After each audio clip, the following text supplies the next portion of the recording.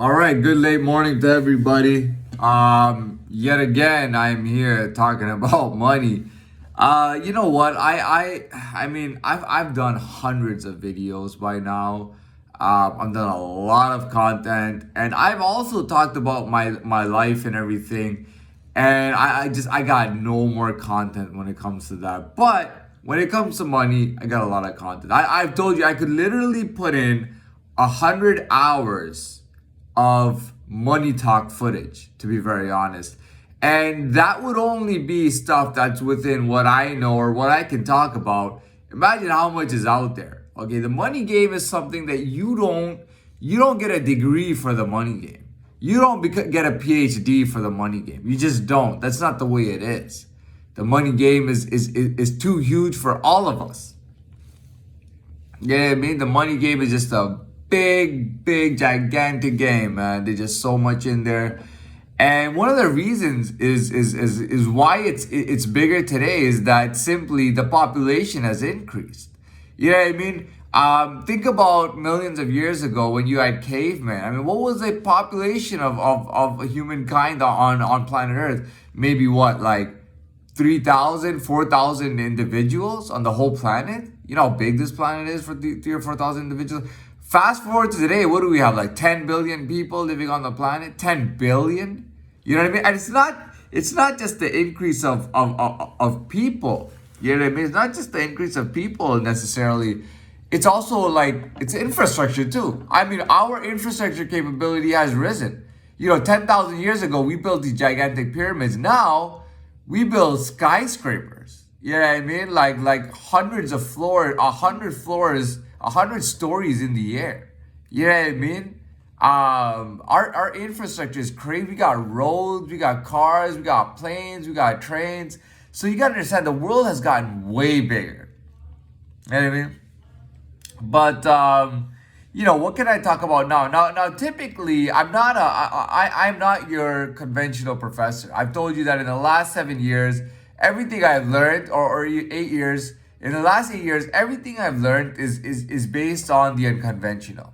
Okay, I started from conventional methods. You know what I mean? But at the end of the day,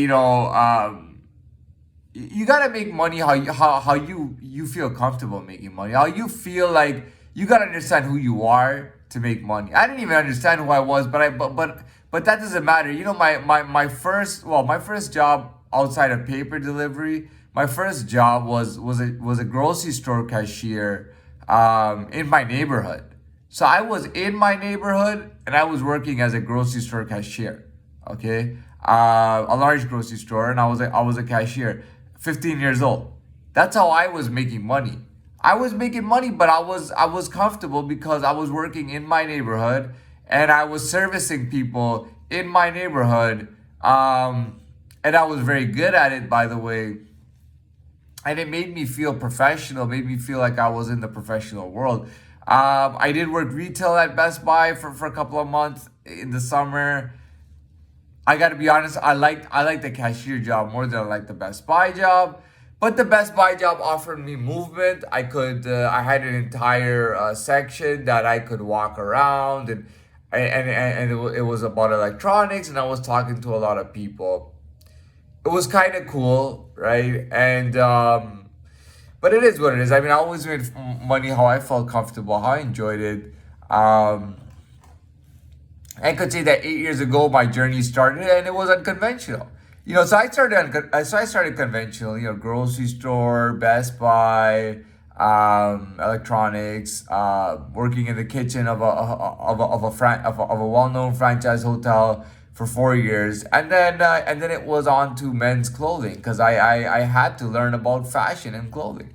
I felt like I never felt like I would look fruity, or I would seem fruity, or I would seem, less masculine, because I felt like I had all the masculine and more that I needed. So I didn't feel shy to maybe buy a pink colored shirt.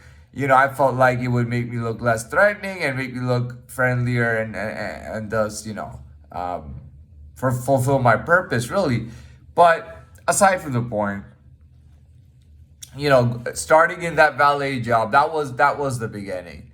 That valet job was the beginning. Downtown Toronto, man. Night shift, morning shift, midday shift, didn't matter.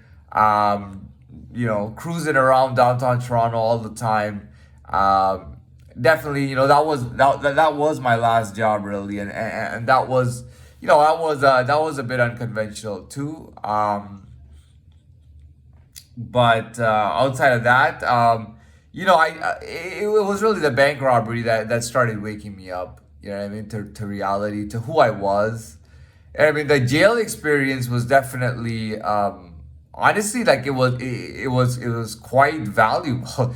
To be very, the jail experience was very valuable. I mean, going into a life where no family, nobody can help you, no friend, nobody can help you. You're by yourself, arrested.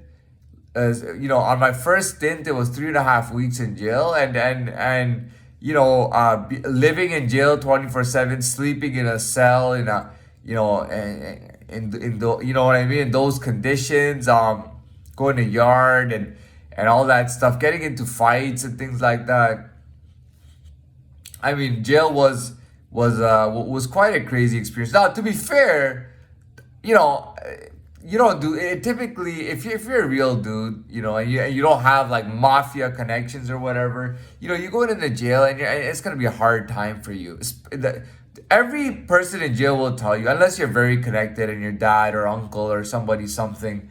If unless you're very connected, when it's your first time in jail, that's your hardest time. Your most difficult time is your first time in jail. For me, I mean, the last time I was in jail, which was the fourth time that I visited jail, I was really giving guys some beatings. You know what I mean? I was giving people beatings. You know what I mean? I was really giving people beatings and everything. But it was what it was. And then I got out, and then I think the jail didn't want me back. You know what I mean? They just do not let this guy come back here. It's not good for us. Um, but that was when the unconventional began. But the point is that I am not a wizard, a whiz on money. You know what I mean? I'm not a money whiz. I'm not a casino shark. I'm not a stockbroker. I'm not crypto. I'm not a businessman. You know what I mean? Well,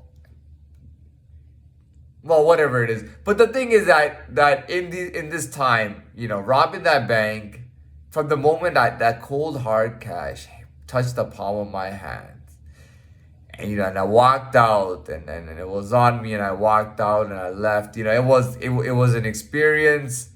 I'm not trying to encourage it, but it was an experience. You know what I mean?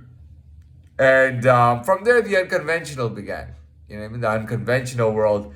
My last time in jail, I also learned a lot of things about myself that I didn't know. I learned secrets. I learned, who I really was, and all this stuff about my history and all that stuff. And it was in jail that I found that out. You know what I mean? So it is what it is. But everything that I talk about here about money is considered unconventional. But it's supposed to be interesting. Anyways, I think we're done with this video. This was a bit of kind of explaining where I'm coming from with the whole money idea, the money content, and the talks about money. So I'm gonna wrap this up, and I'm gonna make another video and do that all about money. All right, let's go.